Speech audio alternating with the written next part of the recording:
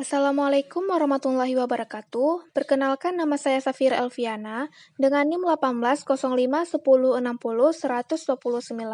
Di sini saya akan menjelaskan sedikit mengenai serangga hama gudang dan pengendaliannya, yang mana merupakan tugas akhir dari mata kuliah Teknik Penyimpanan dan Pergudangan. Dengan dosen pengampu yaitu Bapak Bambang Soekarno Putra, STP MSI. Kerusakan bahan pakan selama penyimpanan dipengaruhi oleh interaksi kondisi bahan pakan, kondisi lingkungan, dan organisme perusak kualitas bahan pakan.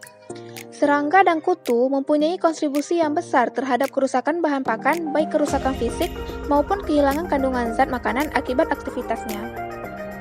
Bahan pakan secara umum tidak akan diserang oleh serangga pada suhu di bawah 17 derajat Celcius, sedangkan serangga kutu dapat terjadi pada suhu 3-30 derajat Celcius dan kadar air di atas 12%. Organisme perusak bahan pakan secara umum dikelompokkan menjadi hama dan patogen. Hama diartikan sebagai hewan dan binatang perusak, sedangkan patogen adalah mikroorganisme yang merugikan. Kerusakan bahan pakan akibat serangan serangga merupakan kasus yang paling sering terjadi. Selain kerusakan secara fisik, karena sifat serangga yang suka bermigrasi, serangga juga dapat memindahkan spora jamur perusak bahan pakan dan membuka jalan bagi kontaminasi jamur atau kapang yang menghasilkan mikotoksin. Serangga perusak bahan pakan antara lain yaitu, pertama ada ngengat, yang kedua ada penggerek, dan yang ketiga ada kumbang. Adapun siklus hidup serangga yaitu melalui beberapa tahapan perubahan bentuk baik secara sempurna maupun tidak sempurna. Proses perubahan bentuk atau metamorfosis sempurna yaitu melalui tahapan telur menetas menjadi ulat atau larva, kemudian menjadi kepompong atau pupa, dan serangga dewasa atau imago. Adapun untuk contohnya dapat dilihat dari gambar di samping. Sedangkan proses metamorfosis tidak sempurna atau gradual yaitu terjadi jika telur yang menetas menyerupai bentuk serangga dewasa dan tumbuh tanpa melalui tahap pupa atau kepompong. Contoh serangga hama gudang yaitu tergolong dalam 3 ordo yaitu Coleoptera atau kumbang, Lepidoptera atau ngengat, dan Phascophthora atau posit. Di sini yang pertama contohnya ada kumbang padi keratan atau Rusty Grain Beetle. Kumbang padi keratan merusak gabah, beras, jagung, dan biji-biji yang lain. Kumbang dan larva biasanya memakan lembaga dan merusak bagian tengah biji. Bahan baku yang diserang menjadi berjamur dan berbau apek.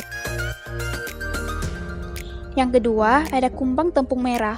Kumbang tepung merah ini merusak bahan berbentuk tepung, biji kakao, kopi, dan kacang-kacangan, tetapi tidak dapat memakan bahan yang tidak rusak dan bahan dengan kadar air di bawah 12%.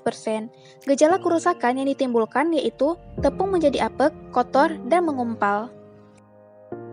Yang ketiga, ada kumbang penggerek jagung. Kumbang penggerek jagung menyerang jagung yang disimpan. Butir jagung yang diserang berlubang-lubang hingga hancur menjadi bubuk. Serangan ini juga menyerang bahan lain seperti kopra, gandum, beras, sorghum, dan biji-biji yang lain. Yang keempat, kumbang penggerek padi. Kumbang penggerek padi ini merusak padi-padian dan gaplek.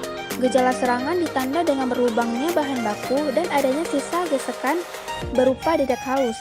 Tubuh kumbang dewasa berwarna coklat gelap sampai kehitaman, ramping dan agak selitris. Yang kelima, ngengat beras. Ngengat beras ini menyerang beras giling, kopra, kacang-kacangan, kakao, tepung, dan mungkil. Bahan baku yang diserang menjadi rusak, kotor, dan berbau karena digerek. Adapun faktor yang mempengaruhi serangan serangga yaitu tergantung pada asal serangga, makanan tersedia, suhu, air, udara, kondisi bahan pakan, kehadiran organisme lain, dan upaya untuk membasmi hama. Kandungan nutrisi dan sifat fisik bahan pakan turut serta menentukan tingkat serangan oleh serangga. Kandungan air yang tinggi di atas 16% menyebabkan bahan pakan menjadi lembut dan mudah diserang. Kelembaban relatif mempengaruhi laju peningkatan populasi serangga. Kadar air bahan pakan berhubungan erat dengan kelembaban relatif. Kadar air yang rendah beriringan dengan kelembaban relatif yang rendah, memberikan proteksi terhadap serangan serangga. Kerusakan akibat serangan serangga. Kerusakan yang ditimbulkan oleh serangan serangga yaitu dapat dibagi menjadi 2, kerusakan secara fisik dan secara kimiawi. Kerusakan secara fisik terjadi akibat kontaminasi bahan pakan oleh kotoran, jaring, bagian tubuh, dan bau kotoran. Kerusakan secara fisik serangan serangga yaitu dengan cara memakan dan merusak tekstur fisik bahan pakan seperti berlubang, hancur, dan memicu pertumbuhan mikroorganisme lain. Sedangkan secara kimiawi, yaitu menyebabkan penurunan kualitas bahan. Bahan pakan yang disimpan dapat mengalami beberapa perubahan kimiawi yang dapat merubah rasa dan nilai nutrisi. Serangga hama mampu mempercepat pertumbuhan kimiawi berbahaya. Sekresi enzim lipase oleh serangga mampu meningkatkan proses kerusakan secara kimiawi. Serangan serangga dapat meningkatkan panas bahan pakan. Saat populasi serangga telah mencapai kepadatan tertentu, aktivitas metaboliknya mengeluarkan lebih banyak panas dari yang dapat dihilangkan. Kerapatan populasi yang sangat tinggi dapat meningkatkan suhu hingga mencapai 45 derajat Celcius. Dan bila diikuti dengan kehadiran mikroorganisme seperti jamur, suhu dapat mendekati 75 derajat Celcius. Pengendalian hama gudang. Nah, upaya untuk mengurangi resiko kerusakan akibat serangan serangga dapat dilakukan dengan memperbaiki manajemen penyimpanan. Yang pertama, pengendalian serangan serangga melalui sistem penyimpanan dapat dilakukan dengan memperbaiki struktur bangunan tempat penyimpanan, penerapan sistem first in, first out, dan mengendalikan kondisi bahan pakan yang disimpan. Yang kedua, kadar air bahan pakan mempunyai korelasi yang erat dengan kelembaban relatif. Kandungan air bahan pakan yang disimpan diupayakan serendah mungkin. Yang ketiga, proses penurunan kadar air dapat dilakukan dengan penjemuran ataupun dengan meniupkan udara panas terhadap bahan pakan. Batas kadar air yang dinilai aman untuk penyimpanan adalah 13-14% dan kelembaban kurang dari 70%. Yang keempat, pengendalian serangga dapat dilakukan dengan zat kimia. Penggunaan zat kimia harus dilakukan secara hati-hati agar tidak mencemari bahan pakan.